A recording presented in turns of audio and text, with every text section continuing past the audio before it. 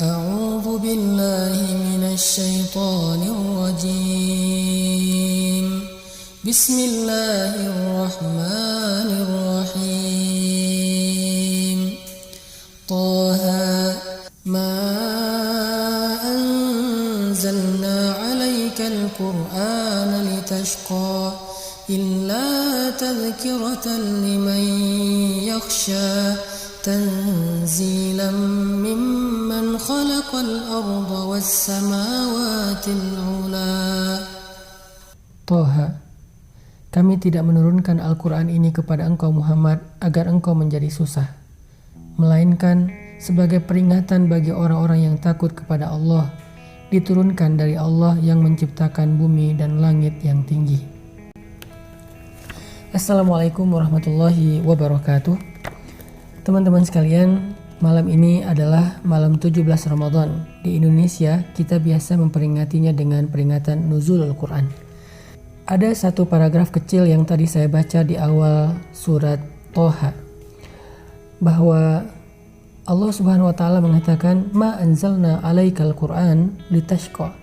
Allah tidak menurunkan Al-Quran ini untuk menyusahkan kita. Ini mirip dengan firman Allah di surat Al-Baqarah tentang paragraf puasa. Syahrul Ramadan alladzi unzila fihi al-Quran hudal linnas wa bayyinatin minal huda wal furqan. Di tengah-tengah ayat yang panjang itu Allah mengatakan, yuridullahu bikumul yusra wa la yuridu bikumul usra. Allah itu pengen memudahkan kalian, Allah gak pengen menyusahkan kalian. Berkali-kali Allah tegaskan, Allah tidak menurunkan Al-Quran untuk menyusahkan kalian. Teman-teman yang dirahmati Allah Subhanahu wa Ta'ala, peringatan Nuzul Al-Quran bukan hanya sebuah acara seremonial, bukan sekedar peristiwa sejarah, tetapi peristiwa ini harus menjadi sebuah renungan buat kita tentang hubungan kita dengan Al-Quran. Apakah kita merasa bahwa Al-Quran itu hanyalah beban yang memberatkan hidup kita? Apakah kita merasa bahwa Al-Quran itu adalah kesusahan sehingga kita merasa berat untuk mempelajarinya?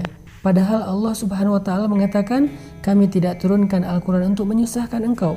Kami tidak turunkan Al-Quran untuk membebani engkau. Tetapi Allah katakan Al-Quran adalah rahmah, adalah anugerah dari Allah. Al-Quran adalah hadiah dari Allah.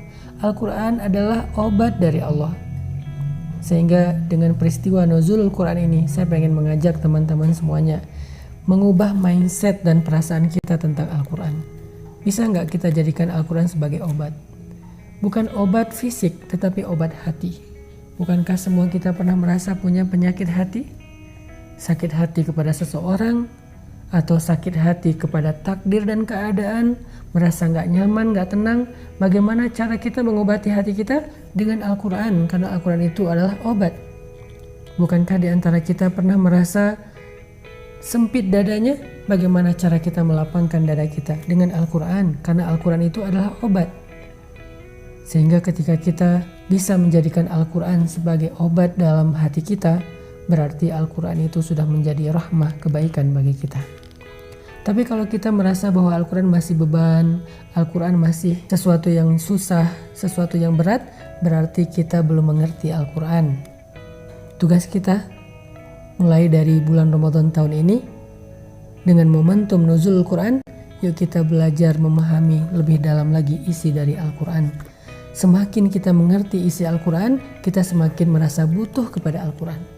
Semakin kita mengerti isi dari Al-Quran, kita semakin merasa bahwa Al-Quran itu bukanlah beban, sebaliknya dia adalah solusi yang Allah turunkan. Kenapa? Al-Quran bukan makhluk. Al-Quran itu adalah kalamullah, kata-kata Allah, firman Allah, caption Allah, Allah yang ngomong kepada kita langsung. Coba bayangin, Allah langsung bicara kepada kita sepanjang ini. Allah langsung bicara kepada kita untuk menuntun hidup kita dengan Al-Quran. Maka kalau kita pengen Al-Quran itu menjadi sesuatu yang indah dalam kehidupan kita, yuk kita belajar memahami Al-Quran. Kalau kita pengen menjadikan Al-Quran itu sebagai petunjuk hidup kita, jangan hanya membacanya, tapi pelajari maknanya semampu kita.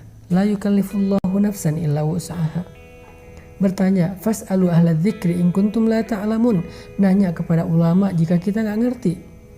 belajar dari banyak kajian-kajian Al-Quran, tafsirnya, sejarahnya, tajwidnya, qiraatnya, mujawadnya, maqamatnya. Kita pelajari Al-Quran sehingga akhirnya kita jadi tahu Al-Quran itu ternyata sesuatu yang indah.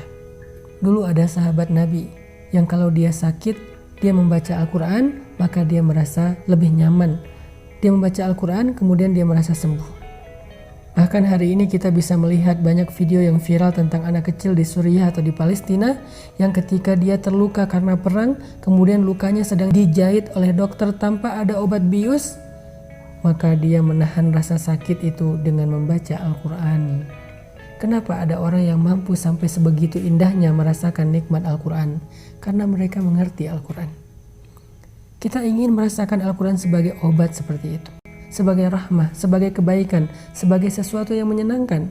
Caranya belajar mentadaburi Al-Quran dari surat-surat yang paling sering kita baca, Al-Fatihah, Al-Ikhlas. Kenapa ada sahabat setiap sholat membaca Al-Ikhlas? Mungkin mirip dengan kita, tetapi alasannya berbeda. Kita membaca Al-Ikhlas karena Al-Ikhlas itu yang paling pendek dan ringan. Tetapi sahabat membaca Al-Ikhlas setiap rakaat sholatnya karena dia tahu arti dari surat Al-Ikhlas itu. Kenapa ada sahabat ketika membaca Al-Quran, lututnya gemetar, kemudian dia menangis sepanjang malam. Padahal dia termasuk orang yang paling ditakuti oleh musuh, Khalid bin Walid. Karena dia mengerti isi dari ayat yang dia baca. Kenapa ada orang ketika membaca Al-Quran tersungkur dan menangis? Karena mereka mengerti apa yang mereka baca. Wa idza tuliyat alaihim ayatul rahman kharru sujjadan wa bukiya. Kalau dibacakan kepada mereka ayat-ayat Allah yang Maha Rahman, mereka tersungkur, mereka sujud, mereka menangis sepanjang malam. Al-Quran adalah hadiah dari Allah. Al-Quran adalah obat dari Allah. Al-Quran adalah petunjuk karena Allah sayang kepada kita. Sehingga siapapun yang merasa Al-Quran sesuatu yang menyusahkan hidupnya, terasa berat di hatinya, maka yuk sama-sama kita pelajari isi kandungan Al-Quran dengan ikhlas karena Allah, maka Allah akan menuntun hati kita untuk menikmati dan mencintai Al-Quran dalam kehidupan kita. Barakallah.